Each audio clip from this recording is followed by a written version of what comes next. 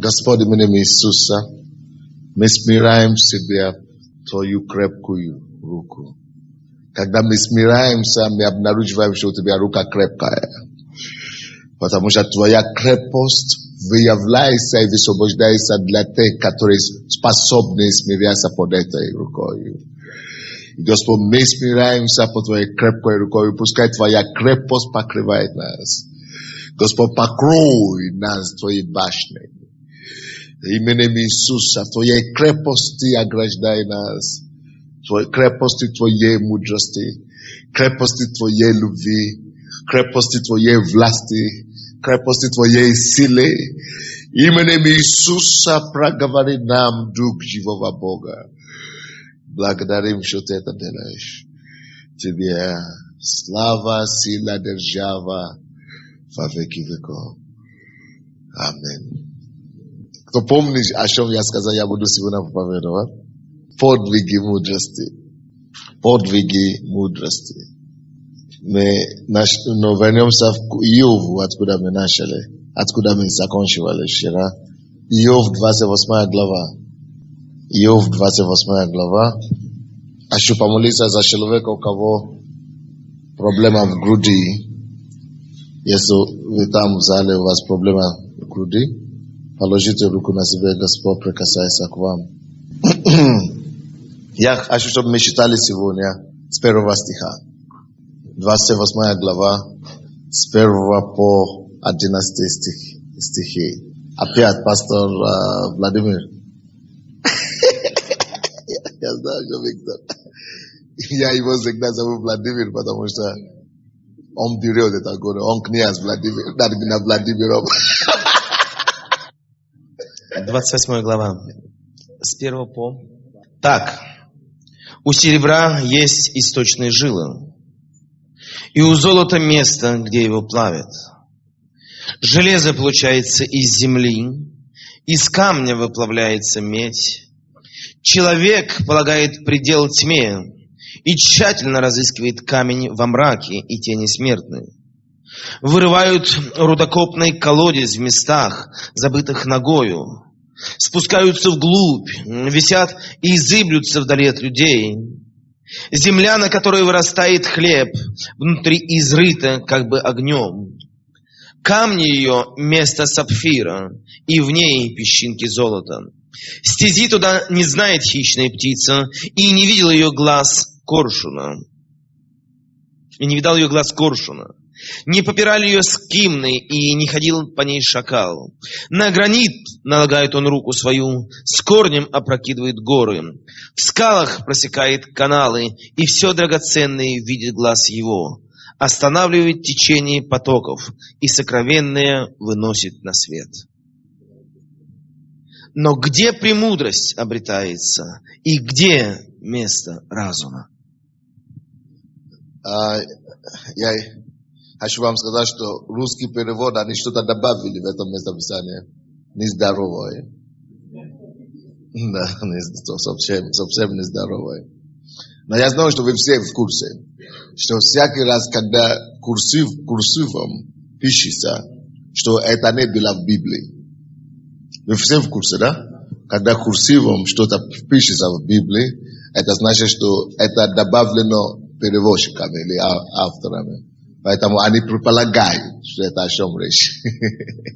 Поэтому в этом 3 стихе, этот стих начинается не со словом «человек», а без человека. Потому что то, что здесь записывается, вообще человеку не способен. То, что здесь пишется.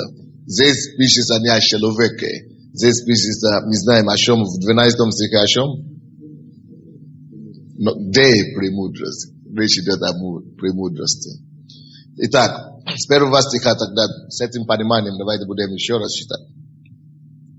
Так, у серебра есть источная жила, и у золота место, где его плавят. Железо получается из земли, из камня выплавляется медь. Видите, он говорит здесь Откуда берется, допустим, мед, откуда берется, мы знаем, откуда берется мед, мы знаем, откуда берется золото, мы знаем, откуда берется серебро, а потом в 12 стихе заканчивает. Но где мудрость?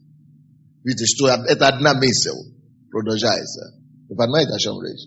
То есть здесь не о человеке речь идет, а речь идет тут о мудрости. Понимаете, да? 3 стих. Вычеркните из вашей Библии это слово «человек». Вы неплохо, плохого не делаете. А то будет путать вас. Полагает предел, то есть мудрость, можно мне чуть-чуть тише сделать, то фонит. Полагает, если я ближе слишком, она слишком. Полагает, я не хочу как бы кричать. Полагает предел и тщательно разыскивает камень во мраке и тени смертной. Это глубокие воды там. Полагает предел тьме. Это мудрость полагает предел тьме. Это потрясающая вещь. И тщательно разыскивает камень во мраке и тени смертной. Вырывают рудокопные колодец в местах, забитых ногою. Спускаются вглубь. Висят и землюются вдали от людей. Земля, на которой вырастает хлеб, внутри изрыта как бы огнем. Камни ее вместо сапфира, и в ней песчинки золота. Стези туда не знает хищная птица, и не видал ее глаз коршуна, не попирали ее скимни, и не ходил по ней шакал. На гранит полагает он руку свою, с корнем опрокидывает горы. В скалах просекает каналы, и все драгоценные видят глаз его. Останавливает течение потоков. Вообще это видит глаз ее, надо было писать, но вы в курсе все это. Но мудрость. Останавливает течение потоков и останавливает, человек делает это, и сокровенное выносит на свет. Но где премудрость? Где же это премудрость, как бы? Обретается. И где место разума? Сегодня я говорю, я хочу вам говорить. Вчера я говорил, кто помнит, какая тема была вчера? Цена мудрости. Цена мудрости. Сегодня я хочу говорить о подвигах мудрости. Подвиги мудрости. Стоит приобрести мудрость, друзья. Мудрость способна на подвиг. Мудрость способна на подвиг. Причем на подвиги. За настоящими подвигами, которые будут долго жить, стоят мудрость. И вы, конечно, знаете, что мудрость Божья в глазах человека на первый порах это что? Безумие. Все, что вам касается безумия, если это Бог говорит, будьте осторожны. Потому что вот это безумие как раз, это самый большой ум, это самый большой мудрость, это как раз то, что Бог любит использовать, чтобы прославлять свое имя. Мудрость, то, что нелогично нам, то, что недоступно человеку, это всегда то, что Бог любит делать. Первый стих. Так, у серебра есть источная жила, и у золота место, где его плавят. Железо получается из земли, из камня выплавляется мед. Мы это все знаем. То есть, о чем речь идет? Здесь речь идет о том, что если мы хотим добывать золото, мы знаем, куда идти. Если мы хотим добывать Med, мы знаем, куда идти. Если мы хотим добивать серебро, мы знаем, куда идти. То есть там не надо откровений. Любой человек может в человеческом уме, в человеческой своей мудрости, просто усилием идти и добивать золото. Идти и добивать мед, идти и добивать серебро. Но мудрость совсем другая категория. Мудрость, премудрость другая категория. Мудрость это не то, что ты можешь просто идти и своими силами делать. Мудрость это не то, чего ты можешь сказать, что я могу избавиться без него, я могу делать без него, я могу обделаться без него. Но какой мудрость? Все может как-то... На мудрость никто не может рукой макнуть. Никто не макнет рукой на мудрость. Это драгоценность, которая не сравнивается с золотом. Вот о чем речь. Потому что мы знаем, откуда золото берется. Это драгоценность, которая не сравнится с серебром. Вот о чем речь. Потому что серебро каждый может найти. Это драгоценность, которая не сравнивается с медом. Почему? Потому что она находится в другой, иной полностью категории. Это мудрость. Что она делает? Что такая эта мудрость? Какие его подвиги? Если вы приобретаете мудрость, и это то мудрость, которую я хочу духом веры высвободить на вас сегодня. И верить Бог на этой неделе. Завтра я расскажу, откуда брать, как его получить. Именно завтра будет кульминация. Но сегодня я хочу вам сказать, что принесет вам эта мудрость, когда вы заплатите цену, чтобы его получить. Когда вы будете ходить в этой премудрости, вы будете способны на головокружительные чудеса, на головокружительные победы. Вы начнете делать и творить такие вещи, которые, если бы вам даже рассказали, даже если бы во сне вам показали это дело, вы бы никогда не поверили. Вашими устами, вашими руками, вашими делами, вы будете Божьей мудростью делать такие подвиги, что есть уму непостижимо. Это путем мудрости. И это то, как Бог ожидает, чтобы мы действовали как христиане. Мы имеем ключ, мы имеем источник, мы имеем то есть ключ к этой мудрости. И Бог хочет, чтобы все наши проекты, все наши предприятия, все наши дела не просто были какие-то скромные, маленькие, неважные где-то, чтобы мы начали мыслить на уровне Божьего масштаба, на масштабе Божьей, масштаба мудрости. И сегодня я хочу взорвать вашу веру, чтобы вы начали видеть и мыслить в масштабе Бога, масштабе Божьей мудрости. И как она мыслит, как мудрость мыслит, и что делает мудрость, и что эта мудрость будет творить внутри вас. Не просто для вас, но через вас это все будет работать. Вот эта мудрость, о которой мы говорим в 3 стихе. Она полагает предел тьме. Вот эта мудрость полагает предел тьме. Границу ставит тьму. Всякая тьма, которая у вас сейчас приходит в жизнь, нам не надо бояться тьмы. Я не боюсь тьму. Вы не должны бояться тьмы. Может быть, что такое тьма? Особенно для бизнесменов. Да, мы говорим о бизнесменах. Это экономический кризис, черный вторник, понедельник, да?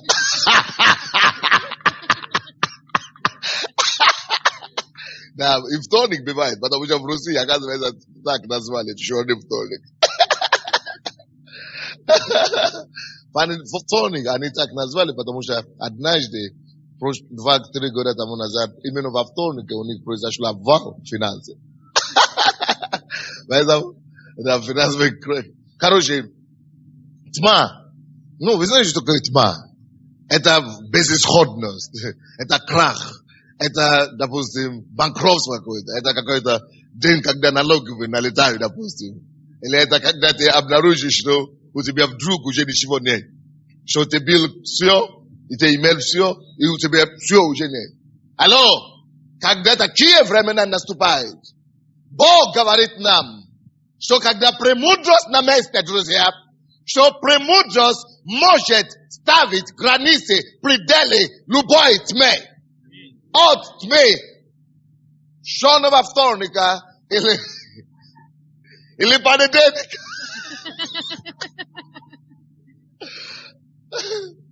Ili suportul, ili piatise.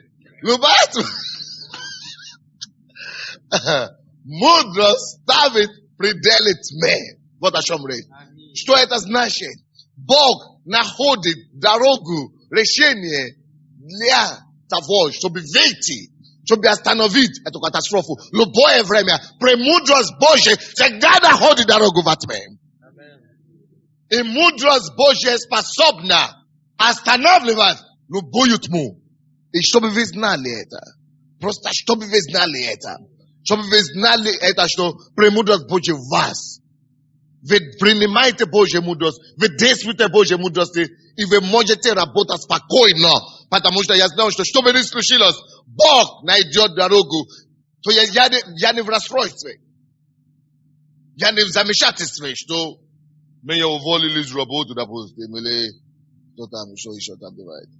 Потерял фирму, вот, допустим, или что еще. Вычеркнули из учредителей. Хорошо, вычеркнули из... Партнеры кинули. Хорошо, партнеры кинули. Закон приняли плохой. Закон плохой принял. Неважно, какая тьма. Мудрость найдет ей пределы. Разве вам не нужна такая премудрость? Она у сердца у Бога. И она доступна всем нам, потому что мы пришли к Богу. У кого обитает эта премудрость? Она просто потоком практичется в нас. И мы будем знать, что делать в конкретной ситуации. Разве это не класс? Допустим, у нас есть один брат здесь, который, занимается банком. Я даже никогда даже специалисты не знали, что должен наступить вторник в России. Что обвал это должен быть. Но меня будет ночью Бог. 3 часа ночью. И дает, я слышу с неба. Позвони, фамилию, брат, который, он даже не ходит, практически не ходит в церковь, иногда раз в месяц ходит. Брат, покаялся, банкир. И Бог мне говорит, позвони ему, и я слышу голос, что ему сказать. Скажи ему что-то. Пускай он выйдет на телевидение и выступит о чем-то, и говорит о каких-то вещах. Именно о его работе. Ладно, когда Бог мне говорит о проблемах, духовные проблемы и так далее. Но это редко бывает со мной. Я вижу видение, я вижу сон, но тут я голос именно слышу с неба, как бы с потолка идет. Внутри меня. Ночью. И я слышу имя кому и как сказать. Я в 7 часов утра звоню. У меня срочное дело. Что это? И я ему рассказываю это. И он говорит, все, понял. Это было до вторника. Это было где-то в пятницу. Он говорит, все. И он говорит потом своей жене. Я понял, что Бог самый лучший бизнесмен. Он не мог бы полагаться. А потом, в понедельник, я сказал, чтобы он вышел на телевидение и выступил. И говорил некоторые вещи о грядущей экономической кризисе. Но я не знаю, что это с России придет. И что будет обвал банка. То, что Бог мне сказал ему. И чтобы он сказал, выступил людям, 3 вещи мне Бог сказал, чтобы он делал, и чтобы он сказал людям. Чтобы они могли, чтобы доверие к его банку не упало. И чтобы он не рухнул. Так случилось, что вместо того, чтобы он говорит, я сделал, он говорит, я понял. Он просто принял это. Он думал, что это просто, чтобы его бизнес еще росло больше. Но, или если будет проблема на всякий случай, то он знает, что это, никто не может придумать это. Он говорит, но он умница вообще-то. Я говорю только половина. И он сам уже начинает мне рассказывать концовку. Как будто он слышал. То есть он очень хорошо думает. И он говорит, все, я знаю, что это. И он должен бы идти на телевидение, чтобы договориться платить. А потом его жена приходит ко мне и говорит, что... А он говорит, жене, он говорит, Sunday, Волшебник. Я говорю, что сделал? Он говорит, слушай, я даже не успел посмотреть телевидение, сам они пришли ко мне для интервью. Мне даже не надо платить ничего. Мне осталось только говорить, короче. Он говорит, слушай, это Sunday волшебник.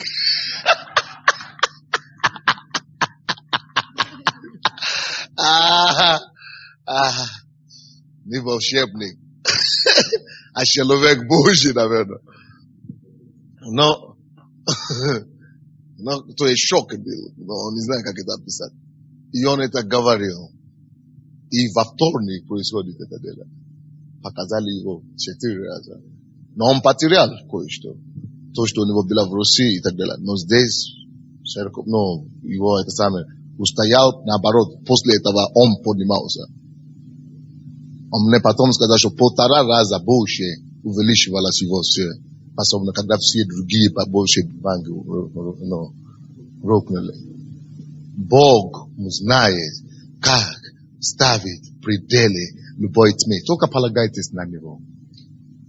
На его мудрость. Не расстраивайтесь. В любой ситуации. Не опускайте руку. Не огорчайтесь. Надейтесь на него. Он есть. Он все знает. Он знает все выходы. Давайте будем искать его лицо. Его мудрость в данной ситуации. Мудрость ставит пределы тьме. Любой тьме. Разве это не класс? Дальше.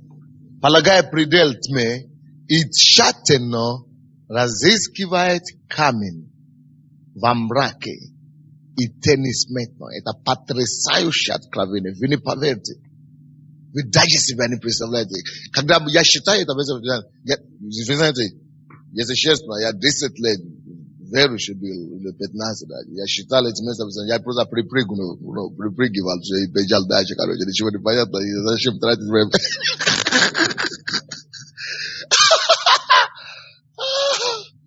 Но когда Бог начинает открывать глаза, я говорю, приехали. Вы знаете, что никто ничего не сделает больше того, что ему открыто. Масштаб вашего влияния, власти и достижения определяет то, что вам открыто, то, что вы знаете. Особенно из истины, из Божьего Слова. Мудрость не только способна поставить предел тьме. Мудрость также, друзья мои, способна разыскивать драгоценные камни прямо во мраке. Мрак это вообще ничего там нельзя видеть. То есть нету перспективы. Бизнес, как вы как бизнесмены, да? В этом деле вообще, допустим, вы думаете, что нечем заняться, все плохо. Нету бизнеса, все схвачено, короче. Нету бизнеса, нету свободной поля. Это потому что мудрость еще не пришла на место. Когда Божья премудрость приходит к вам, ясность какая-то проявляет. Вы просто начнете видеть, как можно устроить это дело. О, друзья, как мы нуждаемся в этой Божьей мудрости. Мудрость найдет, умеет разыскивать камни, драгоценные камни, даже во мраке. Какой бы мрак, какой бы тьмы, или как там написано? Во тьме. Или во мраке, по-моему, да? И теннисметные, да. То есть, Бог, мудрость, умеет во мраке находить камни, драгоценные камни. Мрак, вроде бы мрак. Вроде бы тут ничего вообще нельзя делать. Ты приходишь на работу, может быть, тебя поставили бухгалтером, ты пришла на новую должность, да, новую работу, бухгалтер, и ты приходишь туда, вообще никакое богатство вообще тут не пахнет. Все плохо. Чего мне начать? Это мрак, допустим. Но когда Божья премудрость на месте, Бог дает тебе просто видеть, как все ставить на место. Вы знаете, я часто это вижу, когда я разговариваю с людьми. Ко мне же на консультацию разные дела приходят. И я не знаю, что делать. Я же вообще только, я никуда, я не знаю, ни бизнес, ни проблемы там, разные, не только бизнесмены приходят на прием, все жизни. И я должен ответить, я пастор, я должен дать ответ, я подключаюсь к Богу. Полагаюсь на его мудрость. И вы знаете, я начинаю просто видеть вещи. Не видение какой-то ангелы бегают.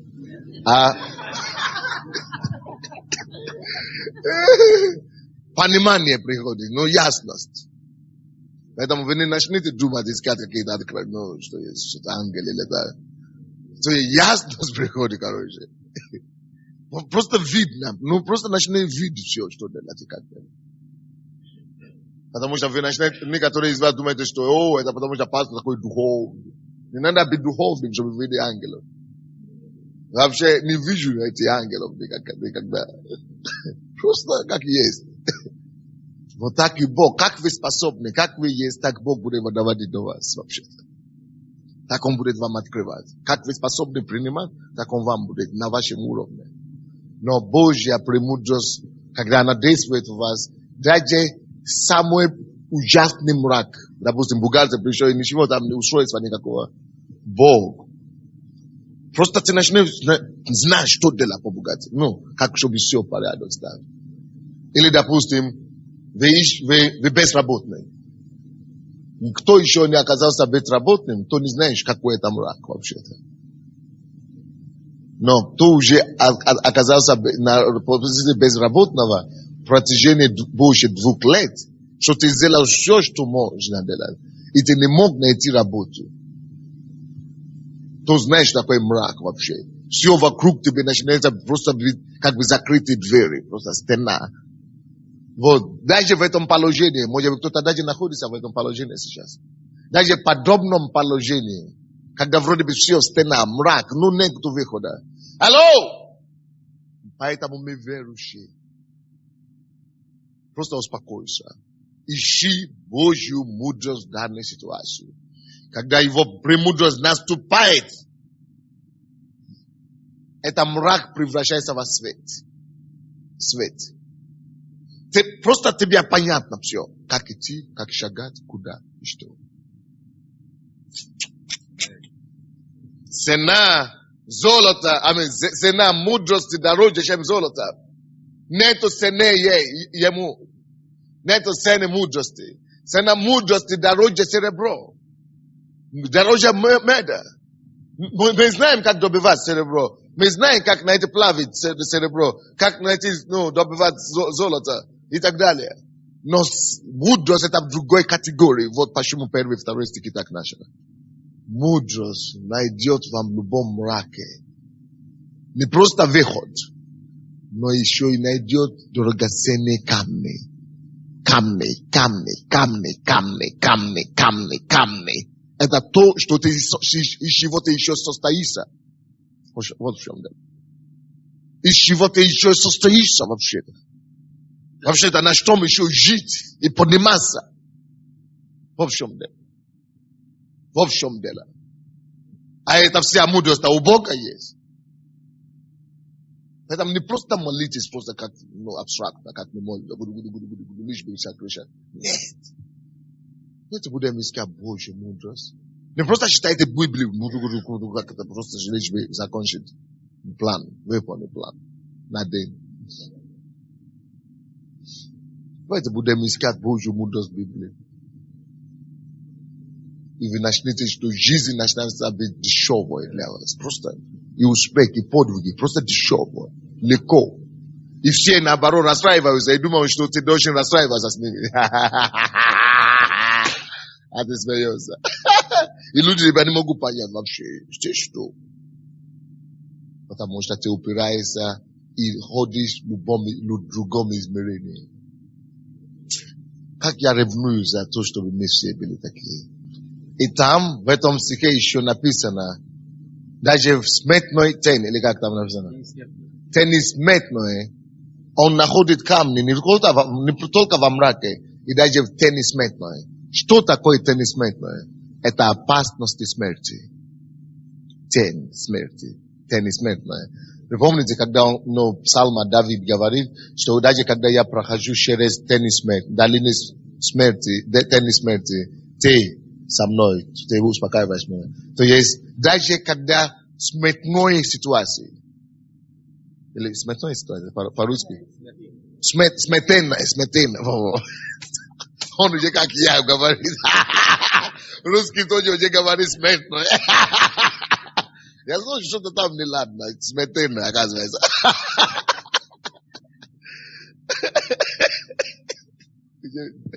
Да слышал, пастор, он уже все. По познанию русского языка уже одинаково. Даже если это смертельная ситуация. Есть же смертельные вообще. Вариантов нет. Есть смертельные ситуации, когда вообще вариантов нет. Посадят все. Должны посадить. Либо посадить, либо что еще? Убить вообще-то. Бандиты угрожают и так далее. Алло. Не скрываться надо. Надо просто найти. Даже если одно слово от Господа. Одно слово его мудрости хватит. Он не только тебя выявит и избавит. Он тебя еще в этой ситуации даст найти камни драгоценные. На чем ты будешь строить еще и дальше. Разве Господь не чудный? О, мы любим тебя, Иисус. Мы благодарим тебя за обеспечение твое. За твою премудрость, которую ты делаешь возможным и доступно всем нам. И я молюсь за всех, кто нуждается в этом деле. Пускай приходит твое слово с неба. Открой им глаза Писания. Открой им глаза, чтобы они слышали. Открой им уши, чтобы они слышали, воспринимали. Сердцем, пускай премудрость Божья наступит. И Господь, даже в тени смертной, выводит их оттуда. И Господь находит для них даже камни, драгоценные. Даже те, которые Господь во мраке сейчас, мрачные ситуации, обстоятельства. Именем Иисуса я посылаю Духа Божьего, чтобы принесли Божью премудрость с этого мрака. И чтобы они даже в этом мраке нашли Господь драгоценности, чтобы этот мрак стал светом для них. Во имя Иисуса. Аминь. Дальше читаем. Вы, конечно, не попали под искушением, что я, может быть, уже закончил. Конечно, нет. Просто я почувствовал, что нужно было, да. 4 стих. Вырывают рудокопный колодец в местах. Они вырывают. Мудрость делает. Рудокопный колодец. Представляете? Вырывает такой колодец. В местах, забитых ногою, спускаются вглубь, висят и зеблются вдали от людей. Потрясающее познание. Потрясающее познание. Глубокие воды. Вырываю рудокопный колодец. Места. А это делает не трактор. Что такое рудокопное место? Это же добычи. Да. Дух мудрости находит эти места. Добычи. Месторождение, как бы. Залежи. Залежи. У меня тут уже русский язык начинает терпеть урон. Но я понимаю все, что я хочу сказать, но слов не хватает. Но вы понимаете, то, что имеется в виду. То есть это месторождение, правда ли? Да, где драгоценность, это большое богатство вообще-то, да? И говорит, что вот мудрость находит тех рудокопные колодцы, месторождения, которые от людей спрятаны полностью. Забиты от людей. То есть, Допустим, кто-то говорит, что на Украине все захвачено. Бизнес, все уже, ничего уже нового уже нет. Это в человеческих глазах. Когда Божья премудрость приходит, Он открывает так твои глаза, что все слепые на это дело. А ты думаешь, как не видят это? На поверхности вроде бы даже лежит. И причем это будет такой драгоценности. Вы понимаете, да? Это такие места, такие точки бизнесов, дела. То верить Богу, что есть такие вещи, места. Даже в Америке, кто был на Западе, вообще, в Западную Европу или в Америку, или, кто знает, что я говорю. В западных странах, если мы говорим, что все скважины здесь, это ерунда. Там все скважины уже 100 лет. Все там уже развито, все. Но и там даже новые бизнесы появляются каждый день. Тем более здесь вообще, где еще ничего вообще не развито, можно сказать. Вообще, можно сказать, что сюда вообще еще нога не вступила.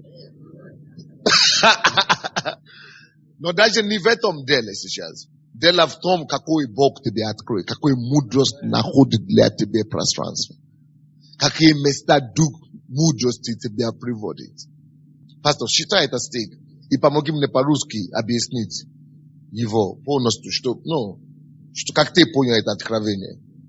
Вот это... Вырывают рудокопный колодец в местах, забытых ногою, спускаются вглубь, висят и зыблются вдали от людей. То есть мудрость, она находит эти залежи, которые существуют, и люди не видят, что это вообще принцип, не только относится к бизнесу, это вообще принцип всей жизни вообще, даже можно сказать. Церкви. Да, везде вообще. Да. И тот, кто находит, он обогащается мудростью. Люди не видят, но мудрость, она вырывает это рудокопное колодец, эти залежи в местах, забытых ногою. И забытых ногою, что... То есть нога ходила там, но она забыла это. Она забыла ногою. Это не просто, что не было, но нога ходила, но ничего не нашли. Нет мудрости. Да. И нога забыли ногою. Нога уже перестала туда ходить. Она ходила, но ничего не нашла. Но мудрость... Сейчас я тебя перебью. Сейчас Дух Святой мне говорит. Вот то, что ты сейчас только что говорил, я тебе повторишь потом, что нога ходила туда и так далее. Это есть слово мудрости для кого-то прямо сейчас. Бизнес, дела, которые уже были вроде бы когда-то сделаны, Бог сейчас кому-то говорит. Подними папки. Посмотри еще раз. Эти люди, которые вроде бы они уже прошли, они все уже отошли. И Бог уже кому-то что-то подобное сказать. Скажи, объясни это еще раз. То есть, еще раз здесь говорю, то, что здесь написано, что мудрость, она вырывает рудокопный колодец в местах, забытых ногою. То есть места, где люди ходили. Это принцип. По бизнесу, везде сам принцип. То есть вы все уже прошли там, ничего нет, там оттуда ничего нельзя взять. И нога забыла ту же дорогу туда. Но мудрость от Бога, она вырывает там залежи, находит этот рудокопный колодец, такие залежи, те места, где нога уже забыла. И она спускается вглубь. И висят и зыблются вдали от людей. То есть люди даже не знают, что там есть. А там есть много-много-много. И это вглубь идет. И это глубина, да, и висит вообще. Да, спасибо, пастор. То есть, это реальность. И я хочу, чтобы вы просто духом веры контактировали эту мудрость. Для себя. Потому что верой мы получаем все. Что, Господь, я принимаю эту мудрость. Что твоя... Я сам, когда читал, получил откровение.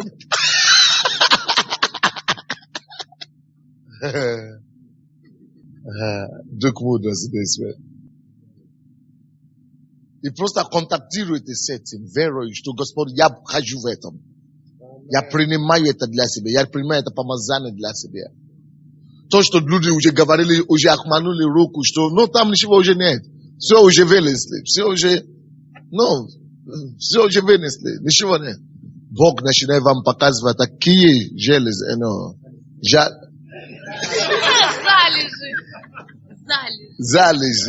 залежи, месторождение, залежи, что вы начнете просто удивляться, и никто не поверит. Вот, допустим, я слышал историю, когда я был в Латвии, я ради показал в нашей церкви, может кто-то помнит эту историю, историю Александра, бизнесмена, который из откуда-то, с хлебом связано, в Сибири, да, с Россией. То есть, представляете, Бог ему говорит, начни бизнес хлебом. Ну, хлеб, ну, слушай. Ну, когда и макарони вообще. Ну, то, что везде уже избыточно вообще. То есть, дурацтво настоящее, вроде бы. И он даже начал разговаривать с людьми, которые уже этим занимаются. Они говорят, тут мы сами даже еле-еле видим. Мы закрываемся потихонечку каждый месяц. Слишком много. Вообще никому не выгодно. Вообще это ерунда. Это уже столько. Самый распространенный хлеб. Ну вообще юродство. Их макароны. Ну представляешь. А только едят макароны. Хорошие. Но когда Бог его повел туда, он дал ему специальные, оказывается, у Бога были специальные идеи. Просто у него появился идея. Почему бы как это называется, компонентам, то есть ингредиенты, как называется, рецепты. Но добавив к рецептам, просто идеи, просто пришло к нему, что-то еще, сладостное, меда, допустим, где-то или где-то еще. Все. Представляете? За год он стал зарабатывать миллионы. В маленьком городе, где 250 человек. Тысяч.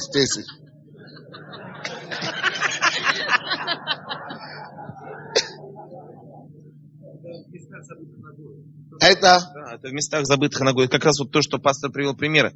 Это как раз вот говорит, что мудрость, она вырывает рудокопный колодец. Он вырыл вот у этого брата-бизнесмена рудокопный колодец в местах, забытых ногой. Все уже там. Все отказываются от этого. Везде хлеб едят. За год, за два. Это невероятно. Ты знаешь эту историю? Ты что?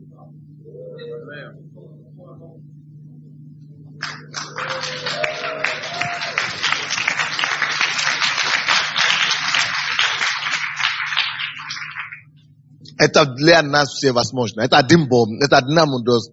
Давайте просто поверим Богу. И знаем, что есть такие места для нас. Это то, что делает мудрость. Пятый стих. Земля, на которой вырастает хлеб. Бог покажет тебе такую землю. Где будет расти хлеб. В общем деле. Мудрость. У мудрости есть земля, где растет буквально. Где вырастает хлеб. Обеспечение вырастает.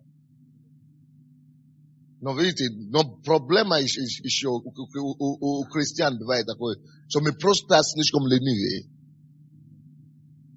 Мы просто не хотим даже маленькую цену заплатить. Мы даже не хотим вложиться никак. Мы даже не хотим копаться в бумаге, чтобы видеть, даже, допустим, даже те же самые, чтобы видеть вообще, что есть. Если ты не будешь копаться, если ты не будешь изучать, делать, ты не можешь вообще знать, что Бог хочет тебе подсказать. Да, если ты не будешь в бизнесе, в рынок вообще изучать, если ты не будешь вообще экономику вообще изучать разные, что есть, быть в курсе. Ты же не знаешь, что Бог не может иметь возможность это тебе проговорить что-то. Поэтому не бывает мудрости без накопленных знаний. Мудрость это прежде всего, это накопленные знания, которые стало разумением и позволяет человеку поступить соответственно. То есть без учебы, без исследования Бог тебе не может показать. В моем деле было так же, как в Коваленко Александра. Вот, когда Бог проговорил слово, Рынок был занят, то, чем я сейчас занимаюсь. И за 1 год просто я даже не хотел заниматься этим, абсолютно. Я сказал: Бог, но этим все занимаются. И за 1 год мы стали лидерами просто. Без каких-то усилий. Потрясающая истина. Друзья, мы отличаемся от мира сего. Вы знаете, мне просто обидно, что мы, христиане, не способны брать Божье откровение. Стать лидерами везде просто. Но Бог же сказал, что именно мудростью Он через церковь хочет покорить наши власти. Именно через церковь. Но это будет делать ни даже не властью, ни силой мудрости. Земля, на которой вырастает хлеб, внутри изрыта как бы огнем. Внутри изрыта как бы огнем. Земля, на которой вырастает хлеб. Это Дух Святой позволяет так делать. Это мудрость делает так, чтобы была изрыта как бы огнем. Камни ее место сапфира. И в ней песчинки золота. Представляете? Камни даже, вроде бы камни. Везде станет драгоценность для нас. Для мудрости, даже камни, это как сапфира. Даже песок, песчинки, как золото. То есть все маленькие, вроде бы камни никто не значительный. Ну, на камни никто не обращает внимания. Это будет как драгоценные. А пески даже, да, на которые ты ходишь, песчинки, или как песчинки, будет как золото. Когда Дух Святой ведет. Когда мудрость указывает путь. На этой земле. В этом бизнесе, который Бог подаст, допустим. О, Господь, пускай это зайдет. Пускай откровение таких возможностей появляется. Пускай приходит, пускай наши глаза открываются. Духом веры мы контактируемся с тобою. Просто поднимите ваши руки. Духом веры примите это от Бога. Небо открыто сейчас. Я просто чувствую. Небо открыто на этом месте. Небо открыто на этом месте. Просто принимай духом веры. А потом начни исследовать. Начни изучать. Начни просто искать. И то увидишь, как Бог начнет открываться. Во имя Иисуса. 7 стих. И то, что Бог говорит, и то, что мудрость показывает обычно. Это не то, что мы потом будем переживать о конкурента, будем переживать о том, может быть, кто-то нас вытеснит, тогда ерунда все это. Это когда ты еще полагаешь на свою собственную силу, тогда все так получается. Но когда это Божья мудрость, написано 7 стих, стези туда не знает даже хищная птица. Вы начинаете переживать, бандиты пришли, надо заплатить тому, заплатить. Какому платить? Кому платить? Божья мудрость, даже хищная птица не знает, хищная птица не знает пути туда. Вообще, куда Бог тебя ведет. Вот это как одни бизнесмены сюда, пришли, эти же ребята, да, бандиты, крутые, короче. Рэкет. И говорят, что все тут платят. Вообще, вот то. Они говорят, мы не будем платить. Взяли его за гастуком полностью. Сейчас выведем. 2 часа приедем. Если вы не будете это самое, вы все. А? Да, то им просто все уже забудьте о бизнесе и так далее. Кто-то из, 2 партнера. Один начал переживать так сильно. А другой просто говорит, слушай, мы верующие, мы уже это дело платим. Мы рассчитываемся, короче. Мы уже рассчитываемся, мы в расчете, вы понимаете, мы рассчитываемся. Мы уже платим это дело. Каждый месяц. И так и начал открыто говорить, евангелизм. Кому ты проповедуешь? Я не проповедую, я просто говорю, что я перед Богом, и ты можешь пойти в мою церковь выяснить. Я плачу десятину регулярно Богу. Серьезно? Он говорит, один из этих бандитов начал говорить, нам это не интересует, это что, понимаешь, нам надо. Но другие ребята говорят, поэтому я плачу Богу. Если вы будете меня трогать, я же ему плачу,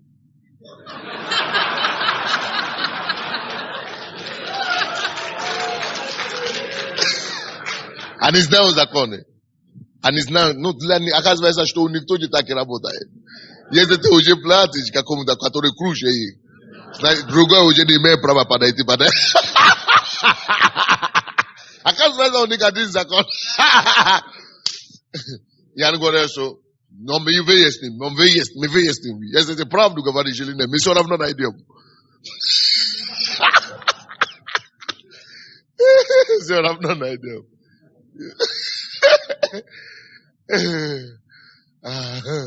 И они пропали на 2 года. Потом через год появились опять. Но мы же договорились с вами. Я говорю, нет, надо проверить. У них проблемы и то есть. Ну, хорошо, да дожите нам говорят. Мы же вам говорим, мы же Богу. Ну, у нас сейчас неприятности, вот надо с вами, мы же за вас не будем это сам работать. Я говорю, хорошо, мы уже объяснили вам, то есть, это не наш, то есть, мы Богу не можем, мы не можем передать, то есть, Богу, от Бога взять и вам дать. То есть, мы не можем предать Бога, то есть, как бы, мы не можем, то есть, Бога предать, то есть, Он же нас, поэтому мы будем лучше верны Ему, что, и они пришли в церковь звонить. Выяснить. Это действительно эти люди платят. Конечно, они члены церкви. Я начал говорить, что надо нам проповедовать, мы уходим. И все это дело закрыто. Бог говорит, что когда Он тебе открывает, когда Он тебе открывает Его дорогу и пути Его, хищные птицы не знают дорогу туда вообще. Тебе даже не надо будет переживать, бороться. Доверься Богу. Аминь.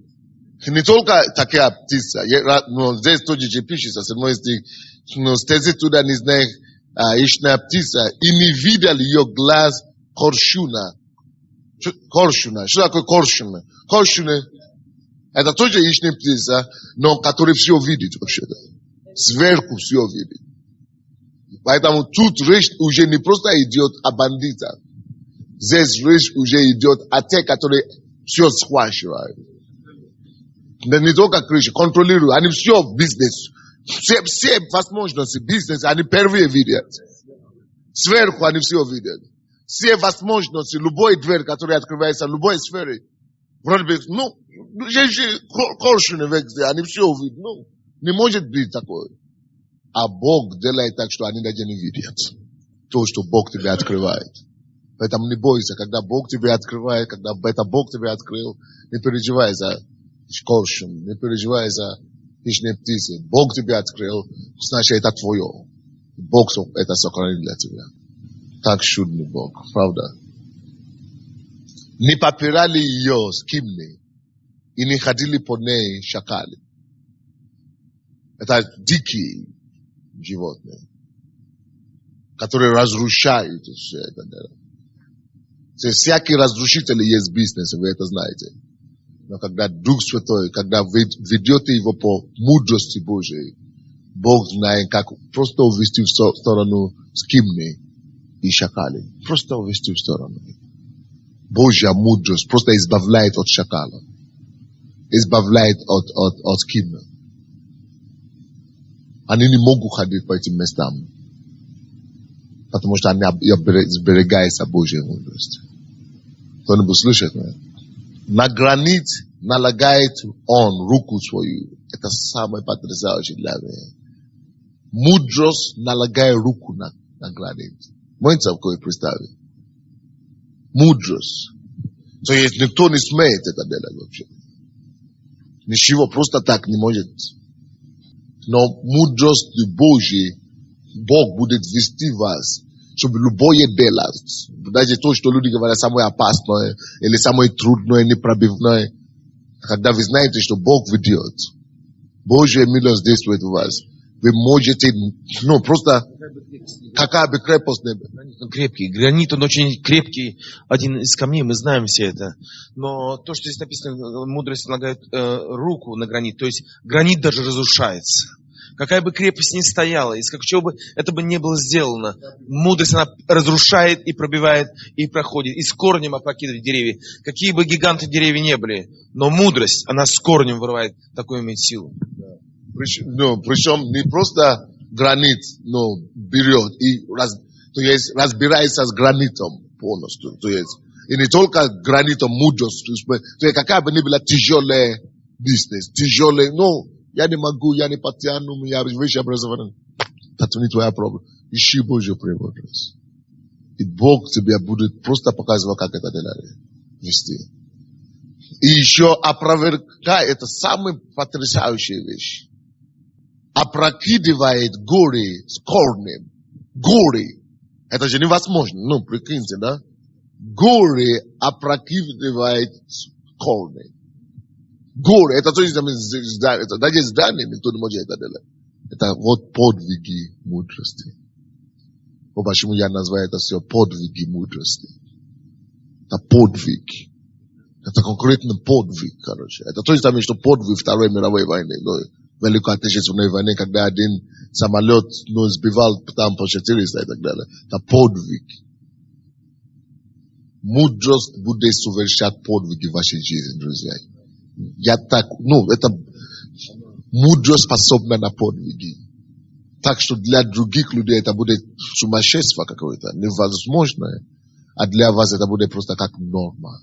Такие подвиги, как опровергнуть целую гору или горы вообще, опрокинуть их с корнем при том. То есть, представляете, какой масштаб это чудо? Представляете, да, какой масштаб это чудо? С корней горы полностью двинуть. Мудрость это делает. У вас нет проблем. Если мудрость такое может делать, тогда у вас вообще нет проблем. Значит, то, что вы сталкивались до сих пор, это просто ерунда. Значит. Если на гранит откладывая руку, и все, рукою раздирай гранит. Мудрость. Так что нам нужна мудрость. Нам нужна Божья мудрость. Очень нужна. Скала просекает каналы. Представляете? Каналы. Дорогу делает на скала. Каналы делает на скале. Да мудрость делает. Вы знаете, что такое скала? Это тяжелейшее. Причем, чтобы туда пробить каналы. Мудрость это сделает для тебя. Не бойся никакие каналы, никакие скалы. Не бойся в бизнес-мире. Никакие территории. Не бойся никакие площади. Не бойся никакие горы. Никакие граниты. Мудрость, даже каналы сделает для тебя твоими руками. Сделает без труда даже. Ты даже не будешь потеть. Потому что это будет Божья мудрость. И Божьим духом. Мудрость делает каналы в скалах.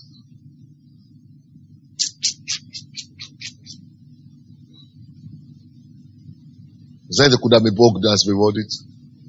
Вы видите, куда Бог нас выводит? Чуть-чуть отдогадывайтесь. Вы начинаете предчувствовать. Так что те из вас, которые уже были довольны маленькими масштабами, покайтесь в этом грехе.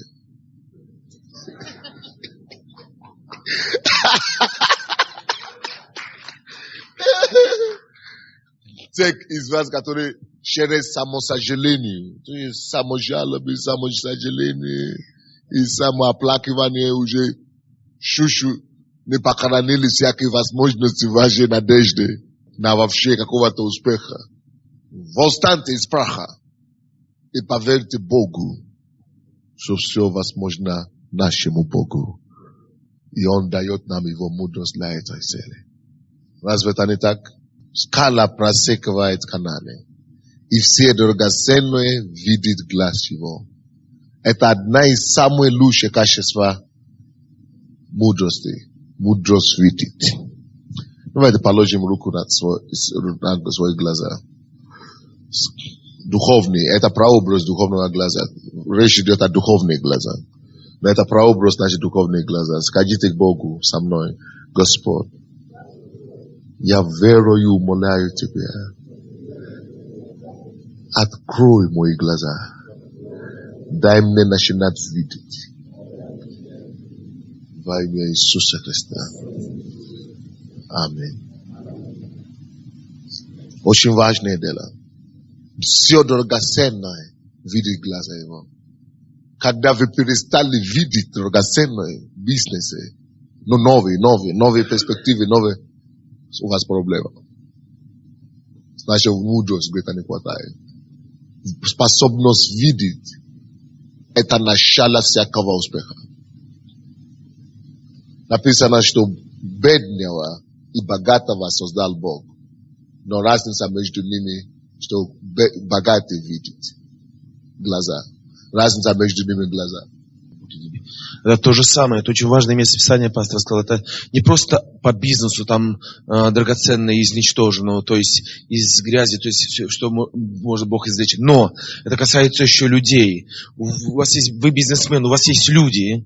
Если вы видите, что это драгоценность, которую вам дал Бог, то есть, если только вы увидите, что это не просто люди, но это драгоценность. И мудрость, она видит эту драгоценность. Она знает, каким образом высыпать тот потенциал в людях, в этой драгоценности, которая существует. Это подвиг. Вот почему это подвиг. Из ничтожных людей, которые сделать людей состоятельных, людей, которые поднимались бы, это самый настоящий подвиг вообще.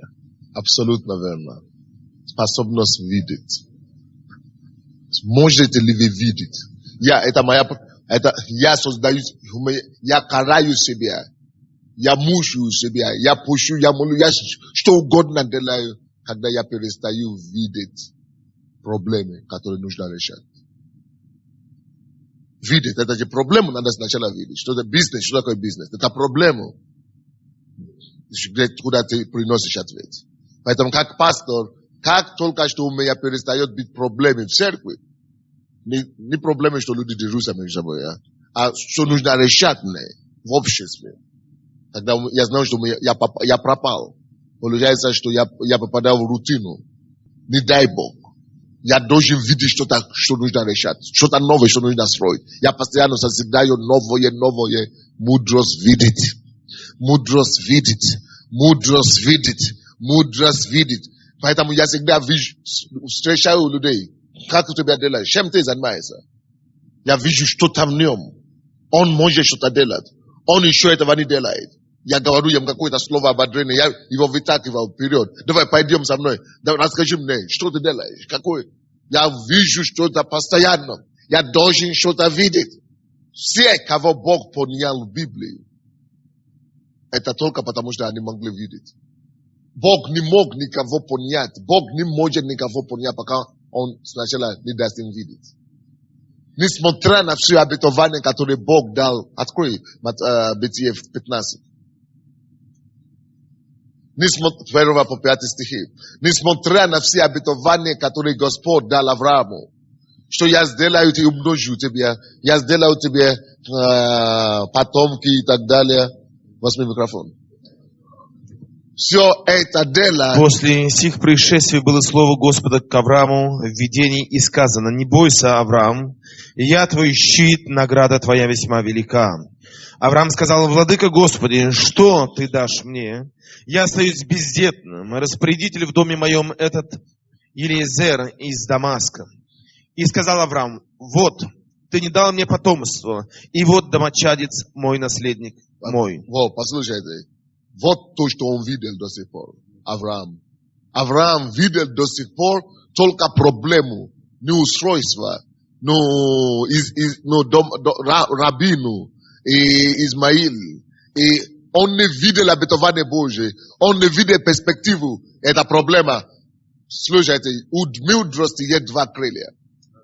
Два крылья мудрости. Первое крылья мудрости — это то, что мудрость должна видеть. Помните, вчера я говорил, что Иисус говорил: я вижу то, что я вижу Отца, я делаю. Первое крылья мудрость — это видеть, способность видеть, что у Бога на сердце, что Бог хочет делать. Второе крылья мудрости — это делать то, что ты видишь, исполнить, осуществлять. Поэтому Бог хотел благословить Авраама, несмотря на то, что он решил благословить его, несмотря на то, что он очень хотел. Но все это обетование затормознулось. И здесь мы видим проблему. Почему? Авраам не видит перспективу. Он видит только рабину и незаконно рожденного.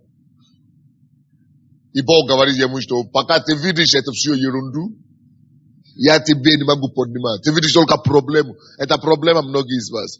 Вы видите только неустройство в законе, только неустройство в экономике, только налоги, которые невозможно платить. Вы видите только проблемы. Вот это и тонет вас. Топтит вас. Это и топтит вас, друзья. Топит вас, топит. Бог хочет, чтобы вы начинали видеть то, что Он видит. Как принести устройство. Как выйти с этой проблемы. С этого неустройства, с этой проблемы, с этой... Читай дальше. Поэтому Бог ему сказал: Авраам, у тебя проблема. Выйди.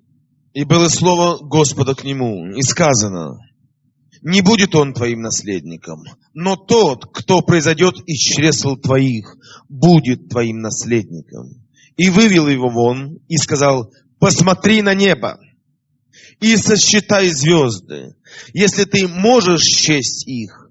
И сказал ему: столько будет у тебя потомков. У Бога была проблема с Авраамом. Он не способен видеть, что Бог хотел делать. Вы, конечно, знаете, что глаза мудрого где?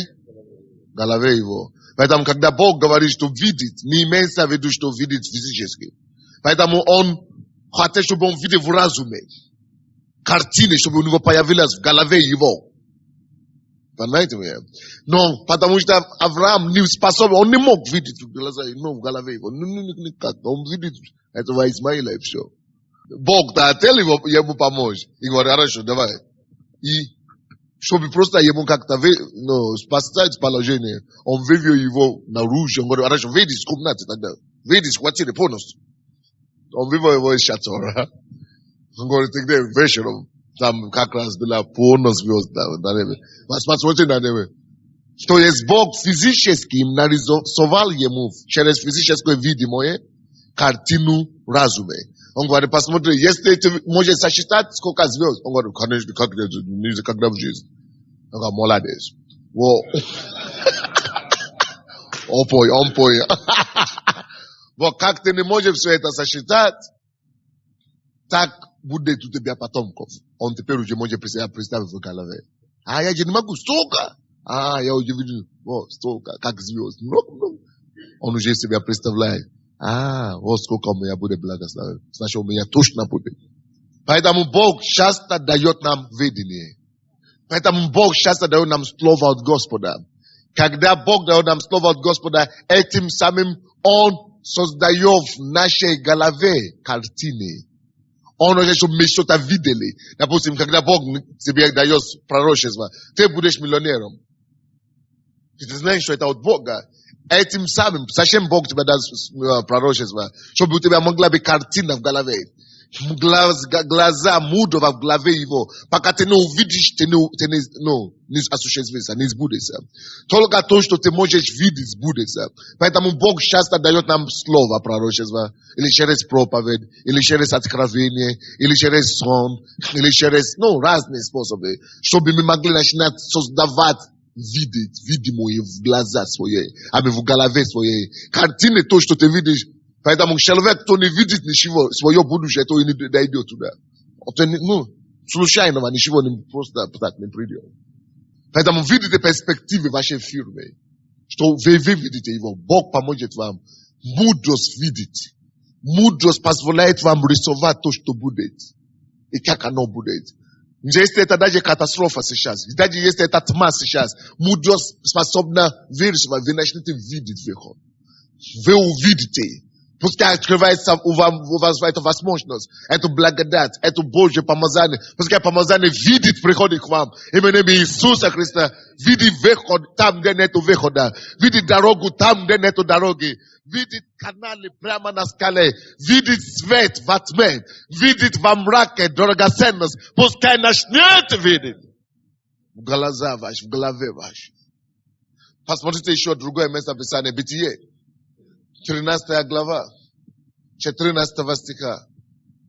И сказал Господь Аврааму, после того, как Лот отделился от него, возведи очи твои, и с места, на котором ты теперь, посмотри к северу, и к югу, и к востоку, и к западу, ибо всю землю, которую ты видишь, Всю землю, которую ты видишь, тебе дам я и потомству тебе твоему дам. навеки. Пока ты не увидишь, тебе не дано. Амен.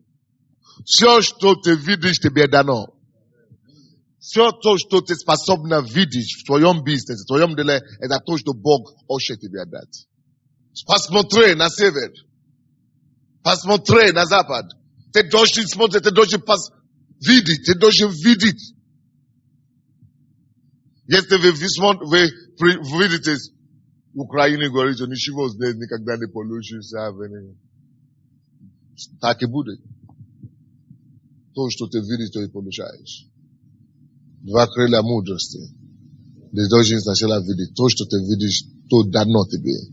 Но кроме того, что Бог уже дал тебе в духовном мире, что надо еще делать? Читай дальше. 17 стих. Встань, пройди по земле сей в долготу и в широту ее, ибо я тебе дам ее. Я уже тебе дал его, когда ты видел его, но теперь тебе надо физически работать. Пройди теперь, работай. Копай, короче. Копай. Шук, работай. Вторая крылья мудрости – это делать, работать, трудиться.